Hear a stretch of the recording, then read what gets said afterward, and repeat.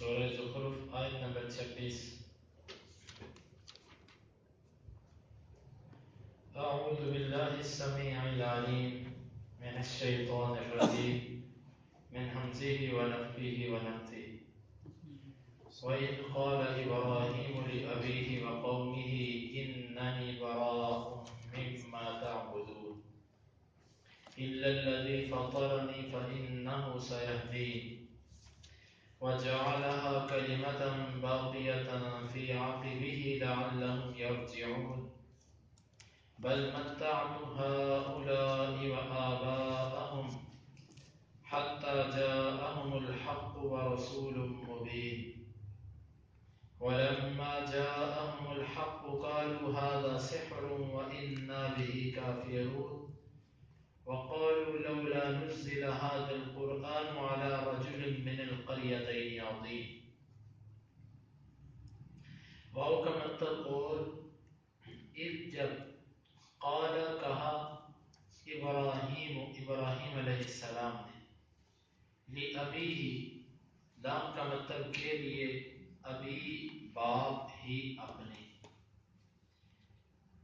وَإِذْ قَالَ إِبْرَاهِيمُ لِأَبِيهِ اور جب کہا ابراہیم علیہ السلام نے اپنے باپ کے لیے وقومی اور قوم کے لیے ہی اپنی اننی ان کا مطلب بے شک نی میں اننی بے شک میں براء بیزار ہوں مما من کا مطلب سے ما اس چیز مما اس چیز سے تعبدون جس کی تم عبادت کرتے ہو بے شک میں بیزار ہوں اس سے جس کی تم عبادت کرتے ہو الا سوائے الذی اس ذات کے فطر جس نے پیدا کیا نی مجھ کو الا الذی فطرنی سوائے اس ذات کے جس نے مجھے پیدا کیا فا کا مطلب پس ان بے شک ہو وہ سین کا مطلب ان قریب یہدی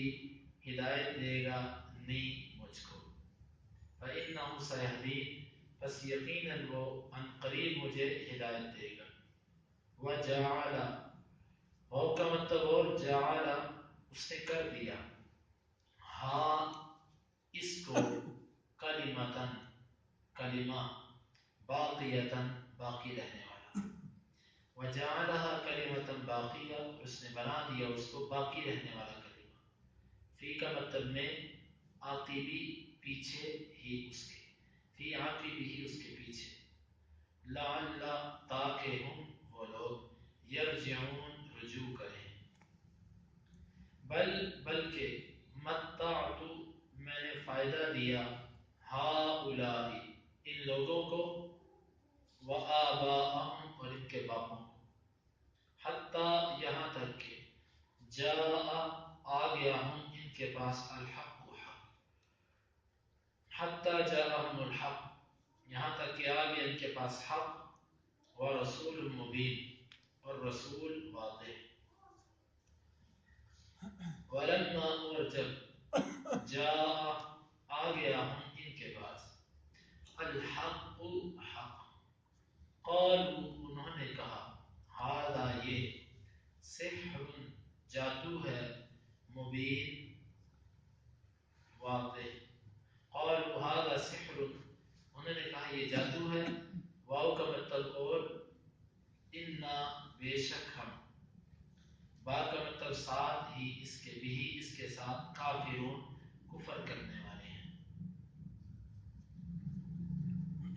وَإِذْ قَالَ إِبْرَاهِيمُ لِأَبِيهِ وَقَوْمِهِ إِنَّنِي بَرَاءٌ مِّمَّا تَعْبُدُونَ اور جب کہا ابراہیم علیہ السلام نے اپنے باپ کے لیے اور اپنی قوم کے لیے بے شک میں بیزار ہوں اس سے جن کی تم عبادت کرتے ہو إِلَّا الَّذِي فَطَرَنِي فَإِنَّهُ سَيَهْدِينِ سوائے اس ذات کے جس نے مجھے پیدا کیا بس بے شک وہ ان قریب مجھے راہ دکھائے گا وَجَعَلَهَا كَلِمَةً بَاقِيَةً فِي عَقِبِهِ لَعَلَّهُمْ يَرْجِعُونَ اور اس نے بنا دیا اس کو باقی رہنے والا کلمہ اس کے بعد تاکہ وہ اس کی طرف رجوع کرے بل متعت هؤلاء وآباءهم بلکہ میں نے فائدہ دیا ہے ان کو اور ان کے باپوں کو حتی جاءہم الحق ورسول مبین یہاں تک کہ ان کے پاس حق اور واضح رسول آ گیا.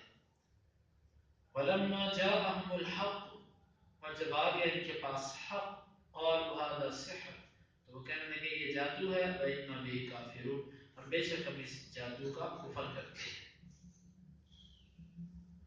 وَإِذْ قَالَ إِبْرَاهِيمُ لِأَبِيهِ، اللہ تعالیٰ نے آیت نمبر 26 میں مشرکین مکہ کو خاص طور پر خطاب کیا. ابراہیم علیہ السلام کا درمیان میں ذکر اس لیے کیا کہ یہ مشرکین قریش اپنے آپ کو ابراہیم علیہ السلام کی اولاد کہتے تھے. تو اللہ رب العزت نے فرمایا کہ دیکھو تم جس ابراہیم کی اولاد اپنے آپ کو کہتے ہو، اس ابراہیم کا طرز عمل کیا تھا. اس ابراہیم نے اپنے باپ اور اپنی قوم کو دعوت دی. جب اس کو یہ پتا چل گیا کہ اس کے باپ اور اس کی قوم باز آنے والے نہیں ہیں، تو ابراہیم علیہ السلام ان سے بیزار ہو گئے، ان کو چھوڑ دیا. اگر تم واقعتاً ابراہیم کی اولاد کا دعویٰ رکھتے ہو اور تم اس کے طریقے پر ہو، پھر تم ایسے کرو کہ جس طرح ابراہیم نے اپنی قوم کو چھوڑ دیا، اس طرح تم اپنی قوم کے اس طریقے کو چھوڑ دو، اس طریقے کو چھوڑ دو تم. اور ضمناً اس میں اشارہ ہے نبی صلی اللہ علیہ وسلم کہ جس طرح ابراہیم علیہ السلام نے اپنی قوم کو چھوڑ دیا اللہ کی خاطر، اگر یہ دعوت مؤثر نہیں تو آپ بھی اللہ کے لیے اس معاملے میں ان کو چھوڑ دیں. اننی براء مما تعبدون، میں بری ہوں اس سے جن کی تم عبادت کرتے ہیں. دوسرے مقام پہ ان کے ساتھ ان کو چیلنج بھی کیا کہ جاؤ تم سب کے سب اپنے معبودوں سے کہو کہ میرا کچھ بگاڑ سکتے ہیں تو بگاڑ. اور ایک مقام پر ان سے دشمنی کا اعلان کیا کہ میں ان سے جنگ کا اعلان کرتا ہوں، دشمنی کا اعلان کرتا ہوں. الا الذی فطرنی فانہ سیہدین، سوائے اس ذات کے جس نے مجھے پیدا کیا. اس میں معلوم یہاں سے یہ ہوا کہ مشرکین ہمیشہ سے اللہ کی بھی عبادت کرتے رہے. دیکھو ابراہیم علیہ السلام نے کہا کہ بے شک میں بری ہوں ان سے جن کی تم عبادت کرتے ہو، سوائے اس کے جس نے مجھے پیدا کیا. معلوم ہوا کہ مشرکین اللہ کی بھی عبادت کرتے تھے. ہمیشہ سے مشرکین اللہ کو بھی مانتے رہے، اللہ کے ساتھ ساتھ اوروں کو بھی مانتے رہے، لیکن ہم اللہ ہی کو مانتے ہیں، اللہ کے ساتھ بھی کو نہیں مانتے. یہ ہی اور بھی کا فرق ہے. وہ اللہ کو بھی مانتے تھے، ہم اللہ کو ہی مانتے ہیں، یہ فرق ہے. تو یہ وہ اللہ کی عبادت بھی کرتے تھے. اسی لیے ابراہیم علیہ السلام نے فرمایا ہاں جس کی تم عبادت کرتے ہیں ان میں سے وہ جس نے مجھے پیدا کیا اس پر میرا ایمان ہے. دوسری بات یہاں پر اللہ کی عبادت کرنے کی وجہ بھی بیان کر دی. وہ وجہ کیا ہے؟ فطرنی، اس نے مجھے پیدا کیا ہے. عبادت کا حقدار بھی وہی ہے کہ جس نے مجھے پیدا کیا. جس نے مجھے نہ پیدا کیا، نہ بنایا، نہ کچھ کھلایا، نہ مجھے کچھ دیا، کیسے میں اس کی عبادت کروں، کیسے میں اس کو اپنا الہ مانوں؟ فطرنی اس کے اندر دلیل ہے کہ معبود وہ ہوتا ہے کہ جو پیدا کرنے کی طاقت رکھتا ہے. فإنہ سیہدین، ان قریب وہ میری رہنمائی کرے گا، مجھے راہ دکھلائے گا، سیدھے رستے پر مجھے لے کر چلے گا. وجعلها کلمۃ باقیہ، اور اس نے کر دیا اس کو باقی رہنے والا کلمہ. کس کو؟ کلمہ توحید کو. لا الہ الا اللہ، اللہ کے سوا کوئی معبود نہیں. اس کلمے کو باقی رہنے والا کلمہ کر دیا. جعل، اس نے کر دیا. کس نے کر دیا؟ اس سے مفسرین نے دو معنی مراد دیے ہیں. ایک تو اللہ تعالیٰ نے کر دیا، مطلب کہ اللہ تعالیٰ نے ابراہیم کا جو توحید والا کلمہ تھا اس کے پیچھے آنے والے لوگوں میں ہمیشہ ہمیشہ اس کو باقی رکھ دیا. وہ ابراہیم علیہ السلام کے بعد جتنے لوگ آ رہے ہیں ان میں توحید والا کلمہ موجود ہے، ان کی اولاد میں خاص طور پر. اور دوسرا اس کا معنی یہ ہے کہ اللہ تعالیٰ نے دوسرا ضمیر کا مرجع باز نے ابراہیم علیہ السلام کو بنایا کہ اس ابراہیم نے اس کلمے کو باقی رہنے والا بنا دیا. کیا مطلب؟ ایک تو ابراہیم علیہ السلام نے مرتے وقت اپنی اولاد کو وصیت کی تھی، اپنی اولاد کو ان کی وصیت تھی کہ آپ نے دین پر قائم رہنا. اور اسی وصیت کو یعقوب علیہ السلام نے جو ابراہیم علیہ السلام کے پوتے تھے، انہوں نے اپنے بچوں کو اکٹھا کر کے وہ ابراہیم علیہ السلام کی وصیت ان کو کی تھی۔ وصیت کیا تھی کہ میرے بچوں، تم اللہ کے سوا کسی معبود کی عبادت نہ کرنا، اسلام پر تمہیں موت آئے، اسلام کے سوا کسی مذہب پر تمہیں موت نہ آئے۔ یہ وہ وصیت تھی۔ ایک تو معنی یہ ہے کہ ابراہیم نے اس توحید کو باقی رہنے والا بنا دیا۔ کیسے؟ وصیت کر کے، اپنے بچوں کو وصیت کر کے توحید ان کے اندر باقی رکھی۔ اور دوسرا معنی یہ بھی لیا جا سکتا ہے کہ ابراہیم علیہ السلام نے دعا کر کے اس توحید والے کلمے کو باقی رکھا، جس طرح کہ قرآن نے ابراہیم علیہ السلام کی دعا ذکر کی ہے کہ انہوں نے فرمایا اے میرے اللہ وَجُنُوبْنِي وَبَنِيَّ أَن نَّعْبُدَ الْأَصْنَامَ، مجھے اور میری اولاد کو بتوں کی عبادت سے بچانا، بت پرستی سے، شرک سے ہمیں محفوظ رکھنا۔ اور اسی طرح ابراہیم علیہ السلام نے یہ بھی دعا کی تھی کہ اللہ وَبْعَثْ فِيهِمْ رَسُولًا، اللہ ان میں ایک رسول بھیج جو ان پر تیری آیات کو تلاوت کرے، ان کا تزکیہ نفس کرے، ان کی اصلاح کرے، ان کو حکمت کی باتیں سکھائے۔ اس سے مراد بھی کیا تھا؟ اس سے مراد بھی یہی ہے، کلمہ توحید کا احیاء کرے۔ تو یہ دونوں معنی مراد دیے جا سکتے ہیں کہ ابراہیم علیہ السلام نے وصیت بھی کی، اور دوسرا ابراہیم علیہ السلام نے اللہ تعالیٰ سے دعا بھی کی۔ یوں اگر اللہ تعالیٰ کی طرف ضمیر لے جائی جائے پھر مانا ہوگا اللہ نے اس کلمہ توحید کو باقی رکھا۔ اگر ابراہیم علیہ السلام کی طرف لے جائی جائے پھر مانا ہوگا ابراہیم نے اس توحید والے کلمے کو باقی چھوڑ دیا۔ کس طریقے سے چھوڑا؟ اللہ سے دعا کر کے اور اپنی اولاد کو وصیت کر کے۔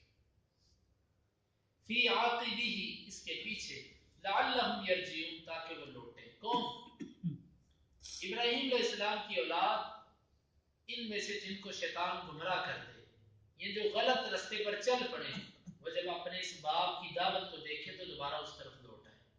لعلہم یرجعون، تاکہ بھٹکے ہوئے اس کی طرف رجوع کرنے واپس لوٹ آئے۔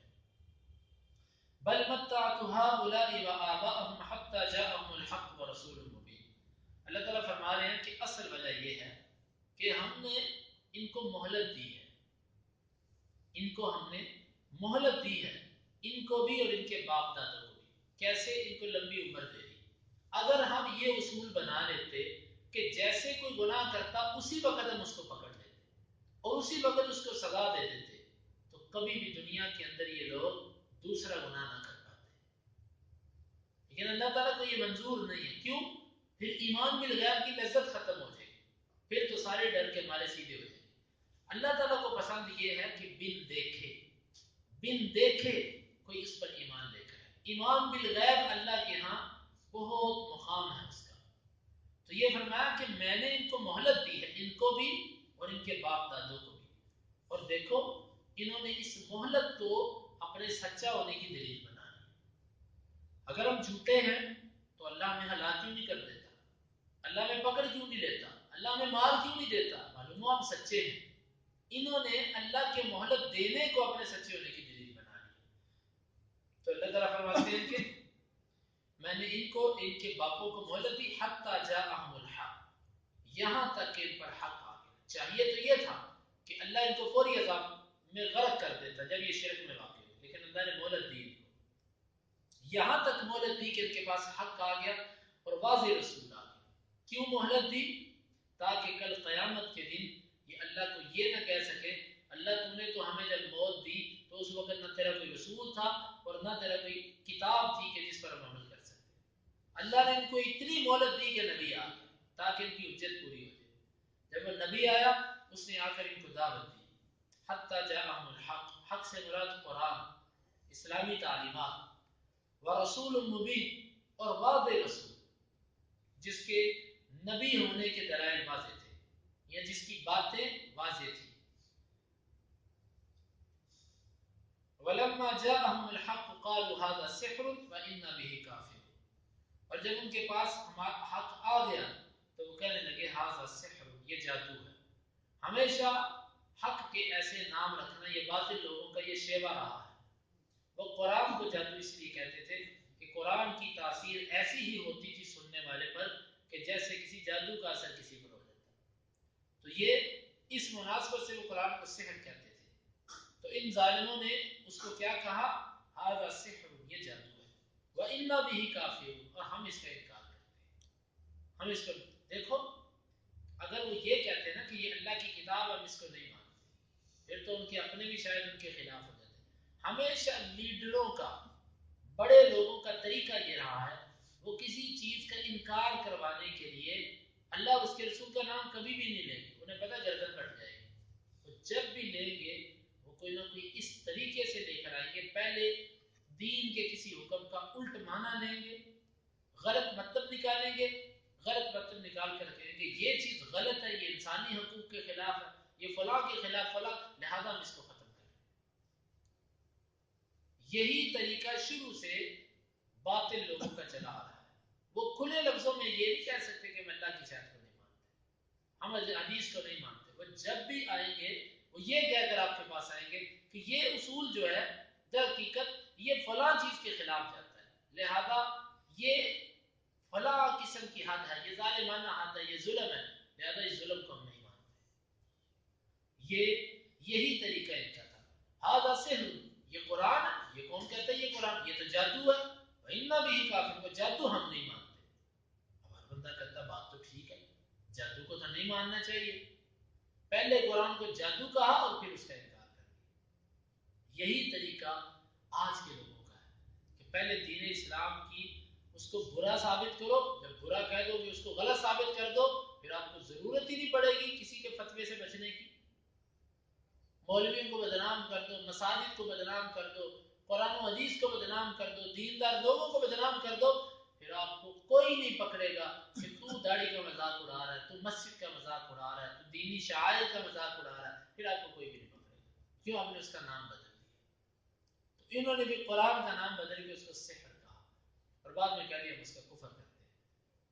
تو ان آیات میں اللہ رب العزت نے مشرکین کو ابراہیم علیہ السلام کا ذکر کر کے فرمایا کہ تم جس کی اولاد ہو اس کے طریقے پر چلو، اللہ تعالیٰ نے اس پر عمل کی توفیق عطا فرمائے۔ وَإِذْ قَالَ إِبْرَاهِيمُ، اور جب کہا ابراہیم علیہ السلام نے لِأَبِيهِ وَقَوْمِهِ، اپنے باپ اور قوم کے لیے، إِنَّنِي بَرَاءٌ مِّمَّا تَعْبُدُونَ، بے شک میں بیزار ہوں ان سے جن کی تم عبادت کرتے ہو، إِلَّا الَّذِي فَطَرَنِي، سوائے اس ذات کے جس نے مجھے پیدا کیا، فَإِنَّهُ سَيَهْدِينِ، مثلا قریب وہ ہدایت دے گا مجھے، وَجَعَلَهَا كَلِمَةً بَاقِيَةً، اور اس نے کر دیا اس کو باقی رہنے والا کلمہ، فِي عَقِبِهِ، اس کے بعد، لَعَلَّهُمْ يَرْجِعُونَ، تاکہ وہ رجوع کرے، بل متعت هؤلاء، بلکہ میں نے فائدہ دیا ان کو، وآباءهم، اور ان کے باپوں کو، حتی جاءهم الحق ورسول مبین، یہاں تک کہ ان کے پاس حق اور واضح رسول آ گیا، ولما جاءهم الحق، اور جب آ گیا ان کے پاس حق، قالوا هذا سحر، انہوں نے کہا یہ جادو ہے، وَإِنَّا بِهِ كَافِرُونَ، اور بے شک ہم اس کا کفر کرتے ہیں۔ اللهم انفعنا بما علمتنا وعلمنا ما ينفعنا وزدنا علما، اللهم اقسم لنا من خشيتك ما تحول به بيننا وبين معصيتك، ومن طاعتك ما تبلغنا به جنتك، ومن اليقين ما تهون به علينا مصائب الدنيا، متعنا اللهم بأسماعنا وأبصارنا وقواتنا أبدا ما أحييتنا، واجعله الوارث منا، واجعل ثأرنا على من ظلمنا، ولا تجعل مصيبتنا في ديننا، ولا تجعل الدنيا أكبر همنا ولا